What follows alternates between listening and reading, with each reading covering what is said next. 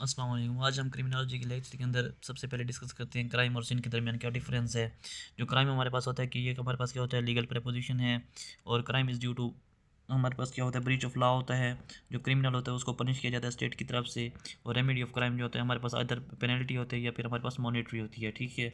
जो सिन होता है ना, ये हमारे पास concept of sin has roots in religion या रिलीजियस फिलासफी। सिन जो हमारे पास होता है ये due to violation of religious rules होता है। और जो सिनर होता है उसको पनिश किया जाता है बाय गॉड। और जो इसकी रेमेडी है ना फॉर सिन इज़ एपोलॉजी। फिर हमारे पास क्राइम और वाइस के दरमियान क्या डिफरेंस है। जो हमारे पास क्राइम्स होते हैं ना वो आर अगेंस्ट द लॉ होते हैं। और ये हमारे पास हार्म करते हैं, इन्फ्लिक्ट करते हैं थर्ड पार्टी को एज सेम समवन एल्स। और जो वाइस होती है ना, ये हमारे पास क्या होती है, ये नॉट अगेंस्ट द लॉ होती है। Harm is inflicted on one's on self, जैसे स्मोकिंग या ड्रिंकिंग एट्सेट्रा हो गया। हमारे पास फिर क्या हो गया कि क्रिमिनल को हम पहले डिफाइन कर चुके हैं। जो क्राइम को करता है उसको हम क्या कहते हैं, क्रिमिनल। ऐसा शख्स या ऐसी मेल फीमेल या कोई भी हो सकता है जो क्राइम को करता है या फिर हमारे पास किसी के राइट्स को वायलेट करते हैं, उसको हम क्या कहते हैं, क्रिमिनल कहते हैं। हमारे पास अब क्लासिफिकेशन क्या हो गई। जो हमारे पास है ना, इरोको फेरारी वो क्या कहते हैं कि हमारे पास classified during the 19th century.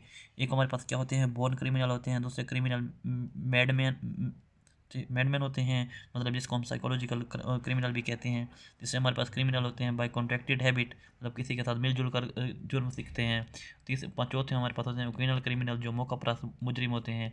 पाँचवें हमारे पास होते हैं क्रिमिनल बाय पैशन, जो हमारे पास क्या होते हैं, हमारे पास बाय पैशन जो होता है ना, उनको शौक होता है वो क्राइम करने का, तो वो इस तरह का जैसे कंसिडरेबल पोर्शन ऑफ क्राइम जो होते हैं ना वो हमारे पास क्या करते हैं, क्रिमिनल बाय पैशन होते हैं। मतलब अपने पैशन के ज़रिए वो क्राइम्स करते हैं। ठीक है। फिर हमारे पास क्या हो गया, हाँ, सीज़ार और लुब्रोसा जो है ना उसकी क्लासिफिकेशन अब पढ़ते हैं।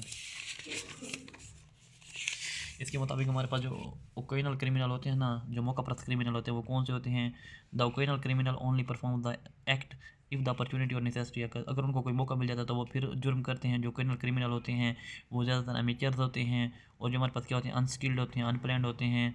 और हमारे पास क्या होता है कि नॉर्मली जो ओकेजनल क्रिमिनल्स होते हैं ना, वो हमारे पास क्या करते हैं, रेमोरेस शो करते हैं।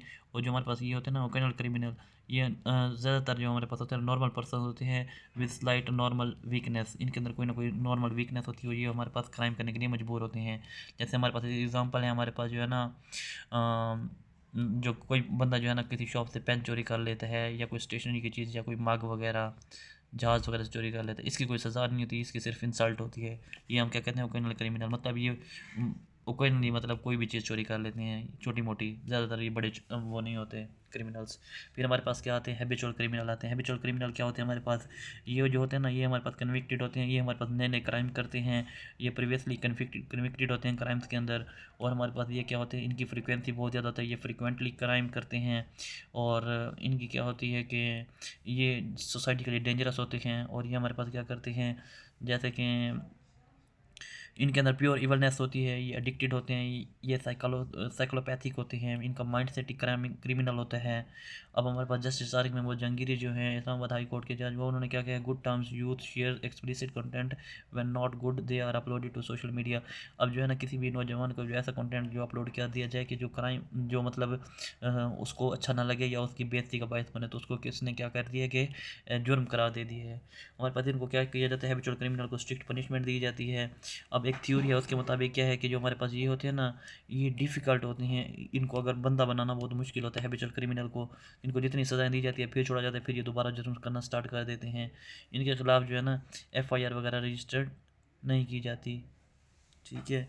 और इनको सिर्फ क्या किया जाता है, इंसल्ट किया जाता है। हैबिचुअल क्रिमिनल को जो है ना पनिशमेंट दी जाती है, strict punishment by the society, इनको रोक सकती है। बाकी जो है हैबिचुअल क्रिमिनल को जो है ना एफआईआर वगैरह से कोई फ़र्क नहीं पड़ता। और जो है ना ओकेजनल क्रिमिनल, इनकी जितनी इंसल्ट की जाती है तो ये भी उसको छोड़ देते हैं अपने क्राइम को। फिर हमारे पास क्या आ जाता है, प्रोफेशनल क्रिमिनल आ जाते हैं। जो हमारे पास क्या होते हैं, प्रोफेशनल होते हैं, जो है ना इनके पास क्या होता है, considerable portion of their livelihood is criminal pursuits. इनके पास क्या होता है कि ये प्रोफेशनली क्रिमिनल होते हैं, इनका जो लिवलीहुड होता है वो भी क्राइम्स के अंदर ही होता है, तो इस वजह से ये इनसे नहीं छूटता। फिर हमारे पास क्या होता है, वाइट कलर क्राइम्स होते हैं, क्राइम्स इन सूट्स जिन्हें हम कहते हैं। फर्स्ट डॉक्यूमेंटेड इन हमारे पास क्या है, कैरिसर केस 1473 के अंदर हुआ।